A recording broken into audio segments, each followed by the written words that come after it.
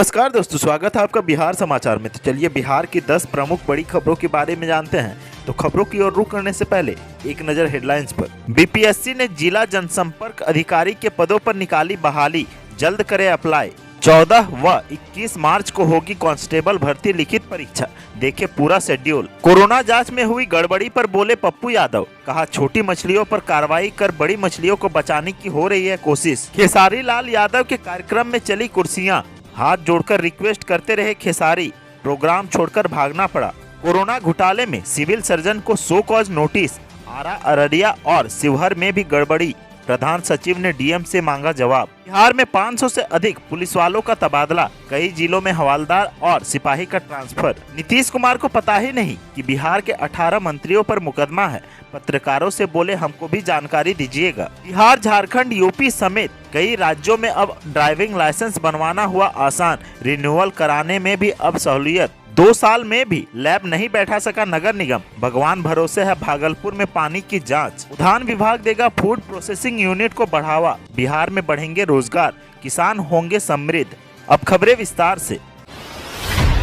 सरकारी नौकरी का इंतजार कर रहे लोगों के लिए अच्छी खबर है। बिहार लोक सेवा आयोग ने सहायक निदेशक सह जिला जनसंपर्क अधिकारी के 31 पदों पर भर्ती के लिए ऑफिशियल नोटिफिकेशन जारी किया है। बीपीएससी द्वारा जारी किए गए नोटिफिकेशन के मुताबिक आवेदन की प्रक्रिया 16 फरवरी 2021 से शुरू होगी और 12 मार्च 2021 तक चलेगी। इस पोस्ट के लिए अप्लाई करने को इच्छुक कैंडिडेट बिहार लोक सेवा आयोग की ऑफिशियल वेबसाइट bpsc.bis.nic.in पर जाकर 12 मार्च 2021 तक आवेदन कर सकेंगे। इस पोस्ट पर अप्लाई करने वाले कैंडिडेट को मान्यता प्राप्त विश्वविद्यालय या संस्थान से स्नातक की डिग्री पास होनी चाहिए। इसके अलावा कैंडिडेट्स को मान्यता प्राप्त विश्वविद्यालय से पत्रकारिता या मास कम्युनिकेशन में भी डिग्री होनी चाहिए। इन पदों पर भर्ती के लिए उम्र सीमा 1 अगस्त 2021 को कैंडिडेट्स की न्यूनतम आयु 21 साल और अधिकतम आयु 37 साल होनी चाहिए। इसके अलावा आरक्षित वर्ग के कैंडिडेट्स को छूट दी जाएगी।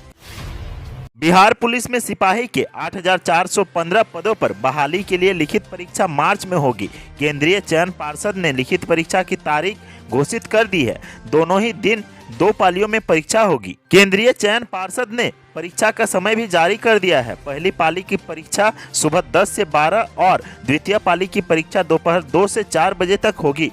तय समय से 1 घंटा पहले अभ्यर्थियों को परीक्षा सेंटर पर रिपोर्ट करना होगा। इसके लिए ई प्रवेश पत्र 25 फरवरी से पार्षद की वेबसाइट पर उपलब्ध होंगे। अभ्यर्थी इसे डाउनलोड कर प्रिंट निकाल सकते हैं। परीक्षा में शामिल होने के लिए अभ्यर्थियों को ई प्रवेश पत्र के साथ अपना वैध पहचान पत्र भी प्रस्तुत करना होगा। इस भर्ती के लिए केंद्रीय चयन पार्षद ने अपनी आधिकारिक वेबसाइट csbc.bis.nic.in पर इच्छुक अभ्यर्थी से आवेदन आमंत्रित किए थे। इसके लिए अभ्यर्थियों ने 13 नवंबर से 14 दिसंबर 2020 के बीच ऑनलाइन आवेदन मांगे गए थे। जन अधिकार पार्टी के राष्ट्रीय अध्यक्ष पप्पू यादव खगड़िया में हैं। खगड़िया में पत्रकारों से बातचीत के दौरान पप्पू यादव ने मुख्यमंत्री नीतीश कुमार पर हमला बोला है।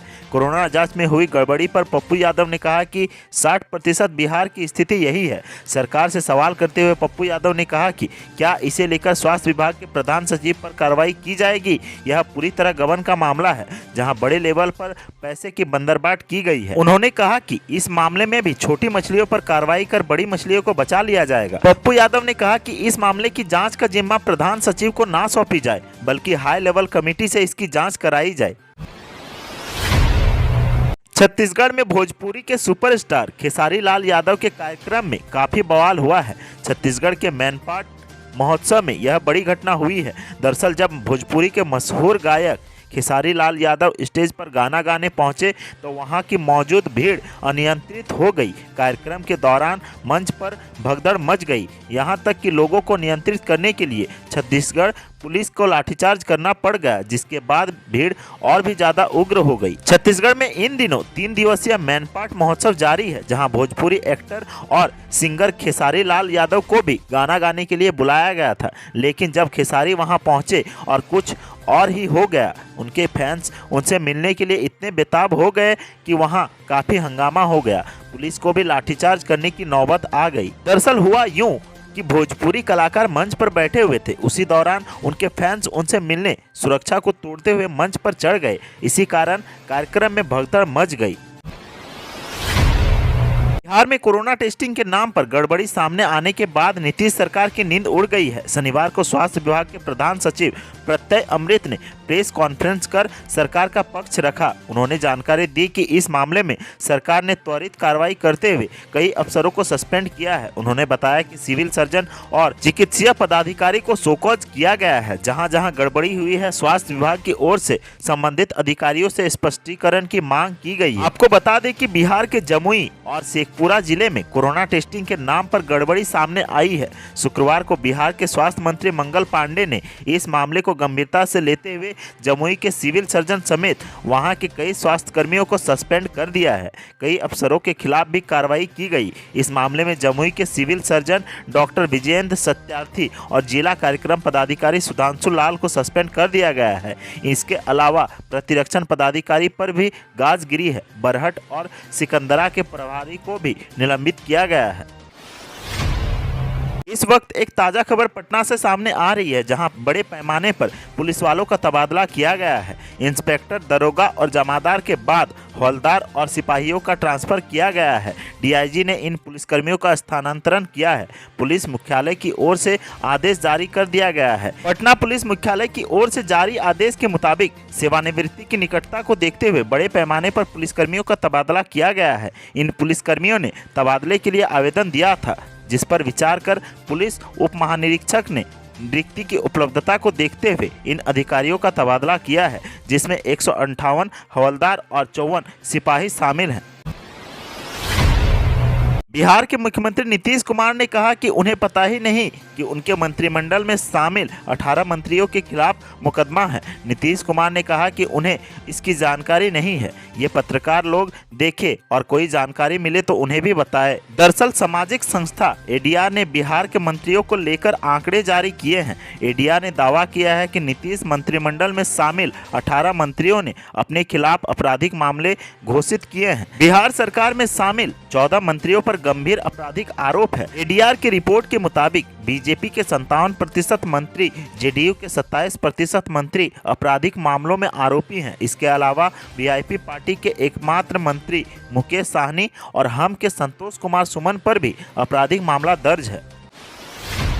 बिहार, झारखंड, यूपी, मध्य प्रदेश सहित कई अन्य राज्यों में ड्राइविंग लाइसेंस का काम तेज रफ्तार पकड़ रहा है। दरअसल नए मोटर वाहन अधिनियम लागू होने के बाद अब वैसे चालकों के ऊपर मोटे जुर्माने लगाए जा रहे हैं जिनके पास या तो उनका ड्राइविंग लाइसेंस नहीं है या फिर उसमें कुछ कमी है, जिसके बाद अब कई राज्यों ने आम लोगों को राहत देने के लिए लाइसेंस बनवाने का काम आसान बना दिया है। लोगों की सहूलियत को नज़र में रखते हुए अब उत्तर प्रदेश, मध्य प्रदेश, बिहार और झारखंड, राजस्थान, दिल्ली, एनसीआर में परिवहन विभाग ने ड्राइविंग लाइसेंस को बनाने के नियम को आसान कर दिया है, जिसका फायदा उठाकर अब लोग भारी भरकम जुर्माना देने से बच सकते हैं। अब घर बैठे भी लोग अपने ड्राइविंग लाइसेंस के लिए अप्लाई कर सकते हैं। पुराना ड्राइविंग लाइसेंस रिन्यू कराने के तरीके भी आसान किए गए हैं। अब इन राज्यों में ऑनलाइन और ऑफलाइन दोनों तरीके से ड्राइविंग लाइसेंस के लिए अप्लाई कर सकते हैं। ऑनलाइन तरीके से ड्राइविंग लाइसेंस बनवाने के लिए आवेदक को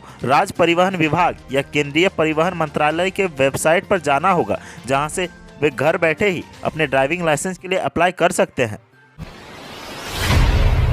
भागलपुर निगम की जलापूर्ति व्यवस्था भगवान भरोसे है। निगम के 51 वार्डों के लगभग 60 बोरिंग के पानी की जांच होनी चाहिए। मात्र वाटर वर्कर्स परिसर में होने वाले पानी की सप्लाई के पहले पानी का एक बार ही सैंपल लिया जाता है। इसके जांच के लिए पीएचईडी के लैब में भेजा जाता है, जबकि नियमानुसार 2 बार पानी की जांच होनी चाहिए। इसके पूर्व जलापूर्ति योजना को देखने वाली कंपनी द्वारा वाटर वर्कर्स स्थित लैब में पानी की जांच की जाती थी, लेकिन वर्तमान में यह जांच नहीं की जा रही है। जब एजेंसी से जलापूर्ति व्यवस्था निगम ने ली थी तो लैब वाटर वर्कर्स परिसर में स्थापित करने की बात की गई थी, लेकिन 2 साल के बाद भी लैब की स्थापना नहीं हुई है।